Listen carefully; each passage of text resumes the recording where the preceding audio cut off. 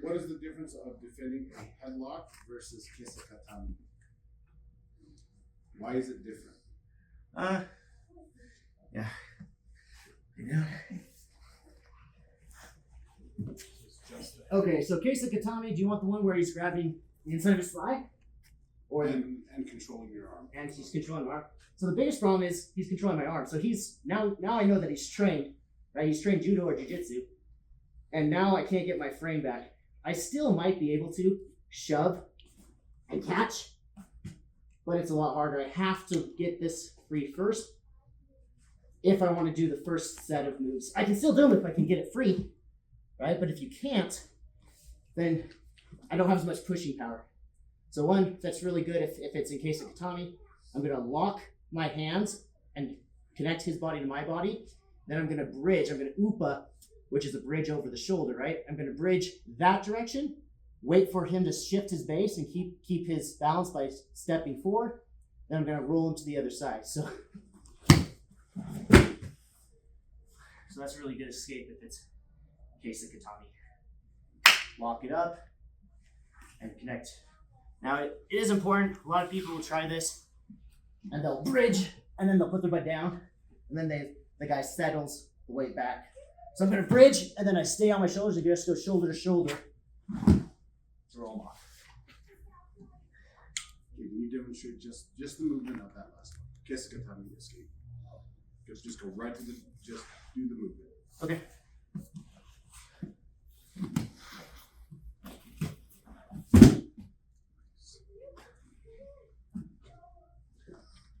All right, you guys can go back to the center. I'd like you to explain from crossbody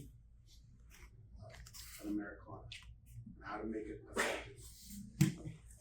What are some of the details that possibly some people leave out? Okay, so crossbody, first thing, the difference between crossbody and side control is side control is just the general category, right? As long as my body's on the side of his body, that's side control. Crossbody is a specific version of side control where my sternum, the hard part of my chest, makes a cross with his chest, okay? And this is a mistake everyone makes, but especially if it's like kids class, they'll just go way over here and go stomach on chest, stomach on stomach. But if this is your weight distribution, if he knows anything or is a little stronger than you, he'll just shove you right off, right? He'll just push on your armpit and usually roll onto the side, and then I go off of him. So crossbody to crossbody, I'm gonna bring, this hand is checking his hip, because if I do this crossbody, this side control hold, that's very common, he'll just shrimp and get his knees in, and I lose my guard pretty easily. Now I can mitigate it a little bit by cross-facing and stuff, but I'm gonna put the back of my hand on his butt cheek, and then this hand goes over the crook of his neck. Now, when he goes to do that same movement, the shrimp to regard, I just keep the back of my hand kind of pegged to his side of his hip, butt cheek, and now he can't. It's way harder for him to get out. So, we're here. Now, if he's just leaving his hand out, it's very easy. I'm gonna slot the grip over his wrist, my middle finger over the joint. You don't want to be at the end, too close to the elbow, because then you lose leverage, but if you're way over here, he has an extra joint. So you want middle finger kind of right at the crook of his wrist. I'm gonna be heavy on his elbow. If I'm not, he can just straighten his arm and get it away. So I get this, I'm heavy. When I pull this hand away, if I don't check his hip with my knee and bring my knee to replace my hand, he's just gonna shrimp and get out. So if he's here, he can just shrimp, and now he can push me away with his hips, and I lose. So I have to make sure that I'm here, I catch this, replace my hand with my knee. Now it's safe to bring the second hand into play. Go under the upper arm, grab my watch. Don't do C grips, they're weaker, and make it harder to do the finish. So I'm here, I'm going to slide the back of his hand down, get his elbow close to his hip. Because if I try to yank it here, he's too flexible. Okay, shoulder's too flexible there. So I pull it down here, this hand keeps the back of his hand stuck, and then curl my wrist forward. If he's not tapping yet, then lift his elbow with my elbow. And as always, if you're training, apply slowly. Keep your partner safe. So that's the Americana from crossbody. I'd like you to switch positions with Corey. I'd like you to explain proper hand position for cross body. Why your hands go where they go. Yeah. Okay. First things first, I don't leave this hand out just for him to grab it. Okay, I'm gonna hide it. I'm actually gonna hide it inside his armpit, his far armpit. I'm just gonna hook on the back of his tricep. Now he has to do an extra step to get it free to attack it. And this hand is checking hip. This is for some for self-defense. It's kind of a defense if he tries to knee me, but also it makes it a little harder for him to just rotate and have free will. Go to north-south and the other side and whatnot. I can feel his hips and feel how he's moving if I'm here. So that's proper hand position if you're in crossbody bottom, especially if he's doing it with the hip checked. If they go to side control, so of course switch your hand position to under his neck and do just a standard side control. Now I'm going to create a frame. I'm going to hook my hand on the back of his trap and make sure the blade of my wrist or blade of my forearm is right here to help release some of the pressure from a cross face with the shoulder. So this is proper hand positioning here. You can choose to go from here to here. That's acceptable too. Where I'm just hooking the inside of his elbow and then bring my elbow down to my body. This is also okay. Or you can be at the hip. Okay, I'm going to throw one at you, and then I'll give you an option for something else. From crossbody, I'd like you to teach just 2 simple ways that you can get to mount.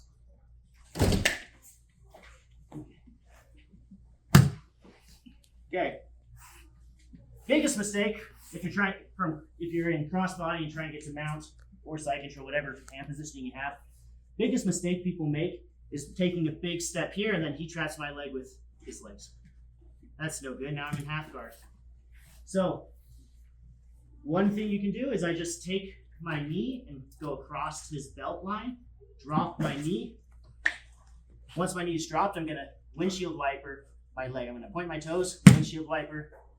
Now I safely got mount. Another option is you can kind of hide it. I'm gonna go to the regular crossbody position, and I'm actually gonna drop to like a reverse judo. I'm gonna try to clear this elbow out from my hip. So I'm gonna bring my knee in and then clear it off. Okay, so I'm here, knee comes in, clear it off. Now I'm gonna drop to reverse judo hold, or judo side control. So I'm here. Now, what I'm gonna do is I keep weight, this part of my body, weight right here, and then I lift my butt just an inch off the ground. My butt's kept off the ground with my legs, mostly this leg with my toes. I'm gonna spear the side of his far leg with my heel, and I'm gonna drag myself on top and get to mount. That was a fun one because they don't know what's coming. If you keep your weight steady on his chest, he's not even gonna realize you went to mount until you've already hooked his far leg. Okay, last one's cross body. What is one of your favorite attacks from cross body? Okay, I'm gonna rotate. Favorite attack from cross body is getting to a shin staple or shin right. So I'm going to be here. I'm going to bring my knee in and then beat his block on my hip. I'm going to clamp over like this. Now, what I'm going to do next is I'm going to take this side. I'm going to underhook. Now, what I'm waiting for him to do is bring his hand inside. Okay? Then I'm going to step, collect it, and I have his arm, and I get a bicep slicer from side control. You can do it with either leg. I could go to north-south, come over here. This way you guys can see it better. Step over. Now, this is important. I'll come back to that in a second, but I want the small bony part of my shin right in the crook of his elbow. If I want to, I can, or if he's not moving his hand there, and I can't like scoop it up if he's wary of this move, grab the wrist, put it there, put it in the hip pocket, sprawl out, and get it. Now, some really strong guys are going to try to just straighten their arm here, and they're going to try to push you off, just bench you off, which is why you need a hook here. Now, he can't bench me off. I just slowly apply the pressure. That's my favorite move from side control. Can you please go over escaping from mount, both in the self-defense position of punching, and then I'd like you to do one from someone attacking.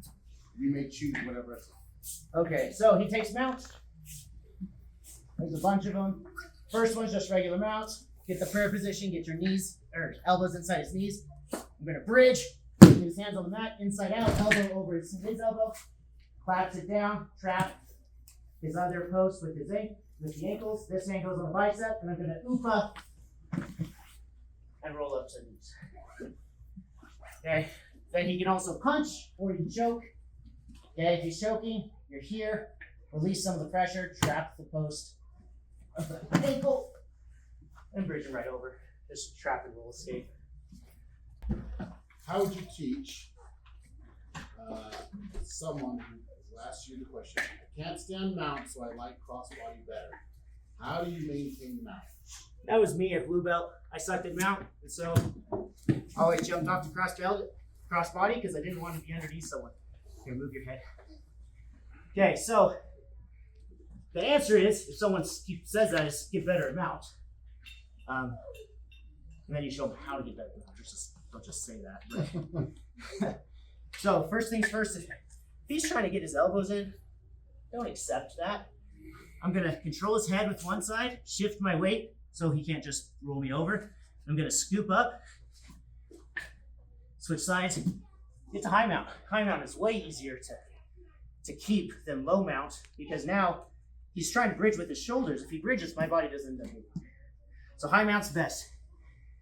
Otherwise, if you're just here and you just want to have your hips lower to attack the neck maybe, or like an Ezekiel or something like that, what I'm gonna do is the second he bridges, I'm actually gonna move my knees back and clap my feet up.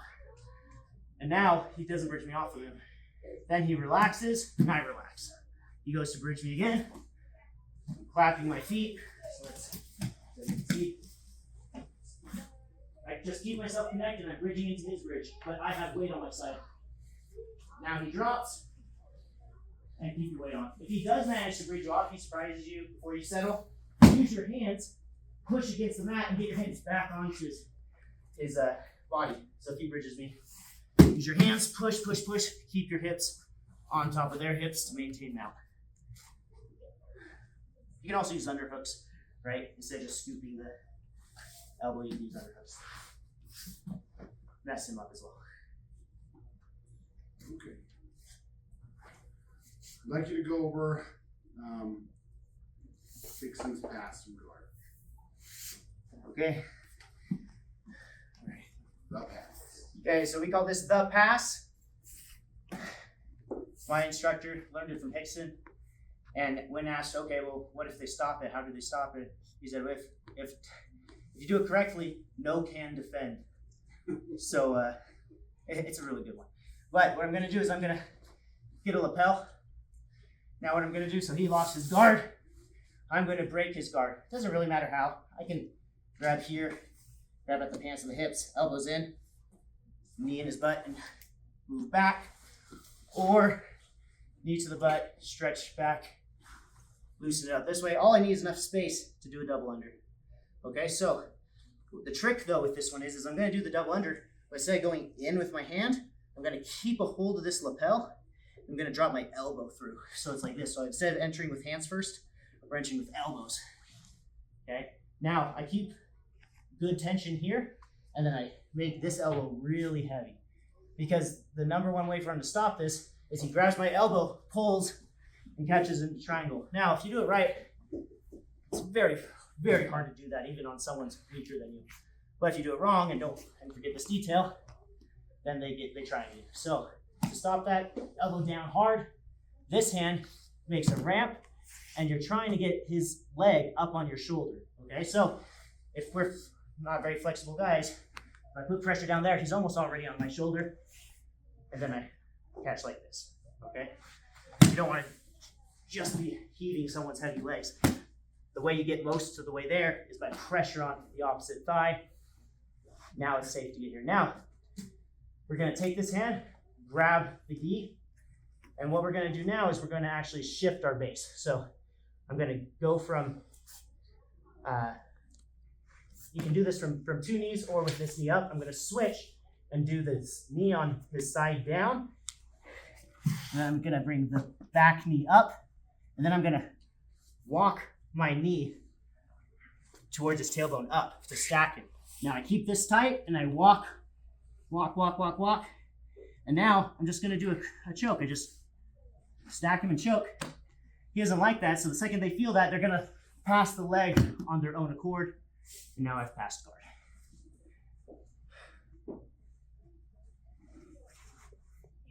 Thus, the pass. Okay, I'd like to go over some sport style stuff. So this is stuff that we probably would never ever use in self-defense, but I'd like you to teach us something. So first one, I'd like you to teach something from X guard. Okay, so stand up. Or actually explain what is X guard and then go ahead and teach us a move from X guard. Okay, so legs wide. We'll just go through them. So this is single leg X. I'm connecting my knee to my ankle and I get my hips up and I connect my body to his leg. Okay. If he peels this leg off, I can then insert it underneath. And now I have reverse X guard. Or if it's like this, now I have X guard. So the back leg in the hip is X guard, and the leg in front of his body. So the knee, that's regular X guard. Then this is reverse. So X guard, what you're trying to do is just off balance him, right? The more points of contact I have with his body, the higher my chances are. The first thing I do is I take this grip, this overhand grip, and I go underneath, grab here, and I'm gonna lift my elbow and pull his knee to my chest. See how off balance he's already getting? Now I can extend my legs and his base gets even wider, right? So now I can do a wrestle up, or it helps to grab this too. You can grab this to help sweep them that way, or you can just drop the front leg from the knee to the back of the heel and extend and roll up there. It's a couple of X guard sweeps. They're pretty fun. Don't do that in self-defense, obviously. So to the class here. So as we go through this, you guys, as I'm asking questions, I want you to ask yourself, when I ask Instructor Tarl these, can you answer the question? Okay? And if you can't, that doesn't mean you're bad, but I want you to understand there is a width of knowledge that you have to get your black belt. After you get your black belt, then you start to go deep on some of the areas that you appreciate your black belt. So I'll just say this. If you were to go back 2018, Tarl was 17. I think Tarl was a blue belt at the time. I had already begun teaching with Professor Paul. You would ask Tarl, what's an X guard back then? He'd probably be like, what? I don't know. I was a brand new purple in 17. So that's why I'm throwing some more difficult sport questions at him, just testing his knowledge of the waters where he stands. Another sport question, I'd like you to go over something from butterfly guard. Okay, well, the obvious one would be a butterfly pass as sweep. So most people make the mistake of just staying on both butt cheeks and then just grabbing here and just trying to pull them on top and flip them. What I'm going to do instead is I'm going to get off to one side. I'm going to get an underhook and get my body close to his body. Okay, if I can grab the belt, awesome. You can grab the lat. You can grab the trap, wherever you feel comfortable grabbing. And then you have to grab this, because otherwise it's going to post and completely stuff your boot. So here's what I'm going to do. I'm going to fall to my shoulder, and then I lift with this leg. This leg inverts, my toes in the mat, bottom of the knee, or top of the knees like down at the mat. Lift this leg, and then pull to get the sweep. That's butterfly sweep. Could you explain the difference between a pendulum sweep from guard and a flower sweep from guard? Sure. Okay, so pendulum sweep, you need to make your body swing like a pendulum. Okay, so I'm going to get my grips. And then what I'm going to do is I'm going to swing out. So I'm pointing my toes out, and I'm trying to move my head to gain momentum. So I'm going to push with my legs, come out like this, and then I'm going to swing this back, and I'm going to put the top of my foot towards the mat. Okay, so it looks like this. Then I move my bottom leg out of the way. Do a pendulum sweep. You're just turning your body into a pendulum. Now the flower sweep looks the same, and it feels pretty similar. But instead of swinging, I'm going to do something different. Also, the pendulum swing is much easier if they post this leg up. If they post this leg up, they're asking for a pendulum sweep because then this underhook helps me get my momentum. Okay, you can't do it without, like I just showed, but it's way easier if their legs up. Put the knee back down. Flower sweep. Their knees down and their base is heavy. I'm just going to grab. This is a mostly gi move. I grab the wrinkles right by the knee. Now I'm going to pull and then kick my legs over that way. So it looks very similar, but instead of swinging to get the momentum, I'm pulling him and kicking over. Could you demonstrate and teach the Mataleon? Absolutely. Mataleon, usually when we teach it, we do it from knees to just demonstrate. When you're live rolling, you have your leg hooks. The reason is, I can't do a choke from the back. If he ever spins and gets chest to chest, I lose the choke. So we usually use leg hooks, but just to demonstrate it, get chest to back. I'm going to move my head off to the side because I don't want to take a hit in my nose, whether it's self-defense or even in a tournament or something. Bad habits here. So we're going off. Usually you have some kind of control. You can do double unders. With the gi, you can get the grip here. When you seatbelt, you're right there already. But we're going to start here. I pull my choking hand out, make a panther paw. I'm going to go, my thumb's going to go under his jawline. And I want to go deep. I want to get his chin right over my elbow, okay? Also, this is way too much space. I want this hook on his strap as close to the neck as possible, okay? So we're here. My chin even goes over my hand to secure the lock. Now, I pull this, it's safe to pull this hand out. I go behind the back of the head, grab the top of my elbow and shoulder. My elbow covers the strangling hand. Then I just swim my hand up onto my bicep. Okay, so here's the setup. The finish, we're gonna shrug our shoulders up and back. And there's two ways to finish. The one I learned first was just pinch your elbows together and flex as you're shrugging your shoulders up and back to get the tap. The other way you can do as well, the choking hand's gonna rotate. You're gonna get a rotation motion as you're doing the rest of the finish. So those are the two ways to finish the Mataleon. Obviously, depending on the defense, there's lots of stuff you can switch to, but that's the Mataleon. Will you please just demonstrate? You don't have to explain it, but from guard, I'd like you to go through the armbar, omoplata, triangle.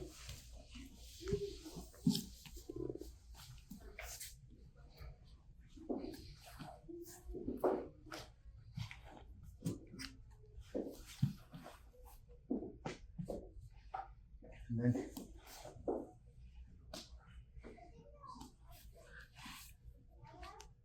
here's what I'd like to do. We need blue belts though. So some tests, guys, you'll just be called on to come assist, and you kind of put the black belt on the spot. So here's what you're all gonna do. You're all gonna go put Tarl and just ace.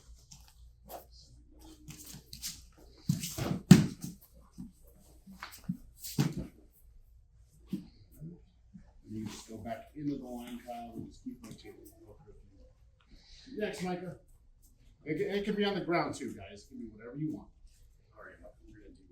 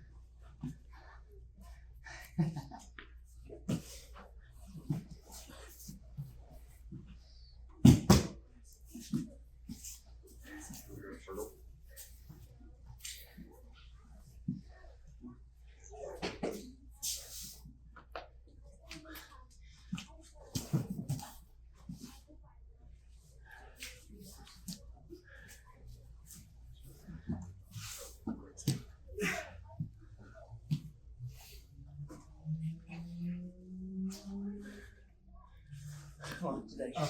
There's another one.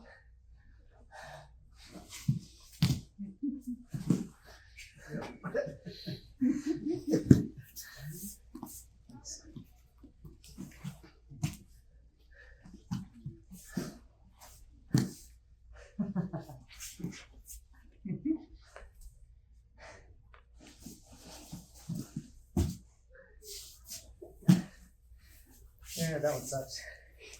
Wait till we get off balance.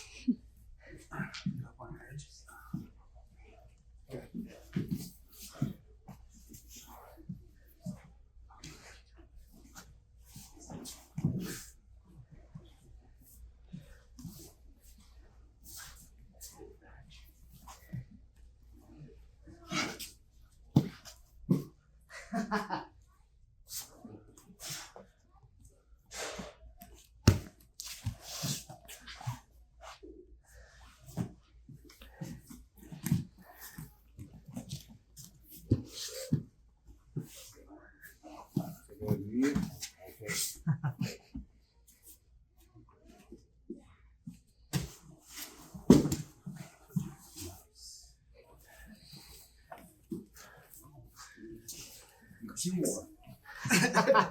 Sure.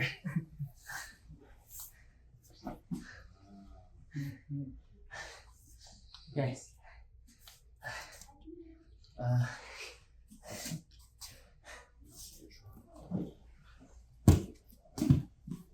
Here, actually hold it. Hold it tighter. That's I don't look realistic. Or be realistic otherwise. So try to finish.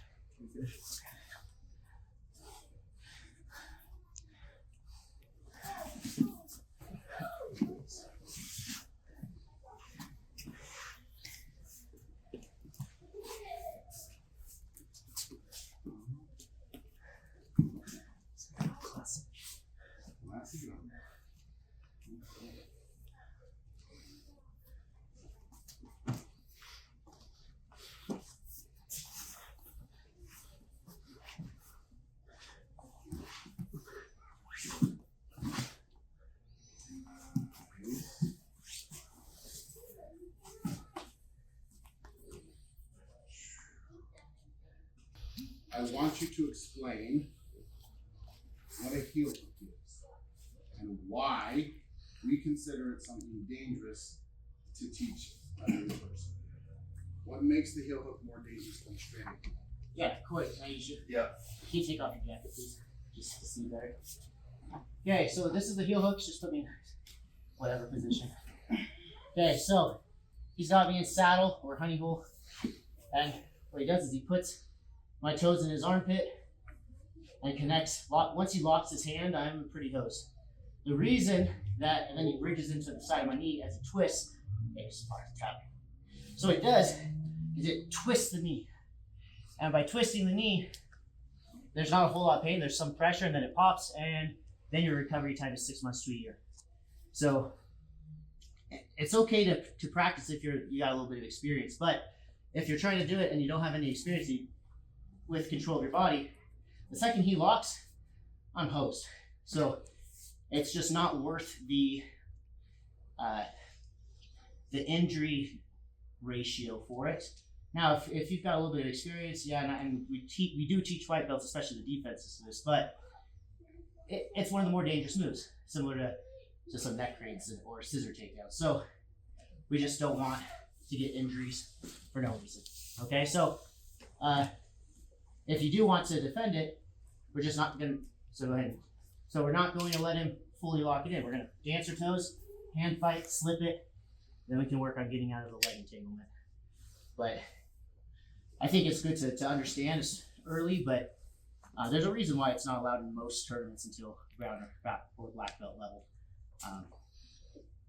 So yeah, we don't want brand new people trying to rip each other's knees off like that, because there's not much pain. It's pressure, and then it's broken. So just have to carefully practice it carefully. We explain why heel hooks and knee bars are not allowed at World's Masters in the no-gi division. So yeah, so World no-gi, they're allowed, and that's any age division. But Masters divisions are 30-year-old plus, and then it's like 30 to 35, 36 to 40, something like that for Masters 1, Masters 2. And the reason they're not allowed is when you're older, there's less motion in your ligaments, and everyone's got day jobs. They're not trying to be world champion. It's just the risk to reward ratio is not worth it. And I think it gets a lot more involvement with the older ages in that division. So I think it's a good move for IBJJF for the Masters divisions. If you want to do heel hooks, do the regular adult division, or do some no-gi local tournaments typically allow at higher levels. But that's why our ligaments are not as pliable as they used to be, and none of us make our living doing jiu-jitsu if you're competing in the Master Worlds typically. So. Okay, and then this is my last question before we go to throws. And Tarl's probably going to chuckle at this question, but he'll understand why I'm asking this question. Here it is. A blue belt comes into the school and asks you this question. What is the saddle, 411 or honey hole? Why is it important to know, and how do I get there? Are they my students? Okay, so I know who they are. I know their mentality. They're not just trying to learn leg locks to jack people up because they're visiting and want to prove they're tough. If it's my student, okay, so the question is saddle entries and then why? Yeah, and what is it? What is the saddle? The way I learned how to do it is they put you in De La Hiva position, and I'm just going to treat his leg like a stripper pole. I'm just going to slide down it. I pass the knee joint, and I triangle my legs, and then my spare leg laces go under his far leg or butt cheek. Now, you can also do it where you just kind of wedge like this too. That's perfectly okay. The saddle position is basically triangling or getting what's called a cross ashi position on the leg, okay? So we're here, and there's all kinds of things you can do. You can grab the secondary leg, the leg that's not caught in your legs, put it in your armpit, a leg lace. This is how it's the move I typically have people learn initially when they're going for the position, because a lot less likely to get breaks than you would if you were trying to heel hook from here. Now the pros, they'll do heel hooks from here. They'll get the heel hook and then break it that way. But the leg lace is really nice. A lot of times they really don't want the leg to get caught, so I'll just go to a knee bar. Or you can do a toe fold. Or a knee bar this way. There's all kinds of fun things. But saddle is a really strong position because you can mobilize the hip and you have really easy access to one of the legs. In order for him to get out, he really needs to clear his knee line before he can even get out. So as long as I can keep control above the knee, it's a very strong finishing position to get to. There's a lot of entries, but probably the De La Hiva is the easiest one to practice when you're starting out. And last one, I keep getting put in saddle. Can you teach me one thing that I can do to defend myself? Sure. Okay. So, if you're playing heel hooks, I'd say do different stuff, right? But if you're not playing heel hooks like most of the guys in the gym choose to do, then he's usually going to try to grab my secondary leg. He catches the secondary leg and goes to finish. The way he finishes is he's going to rotate his body that way. So I'm going to go to a wheelbarrow position. I'm going to point my toes so he can't switch to an easy heel hook. I'm going to drive. I push, hit my feet over his shoulder, over his head. And now, look, I'm in the top position. So if they catch the secondary leg, that's the easiest one to do. Otherwise, it's just clearing the knee line.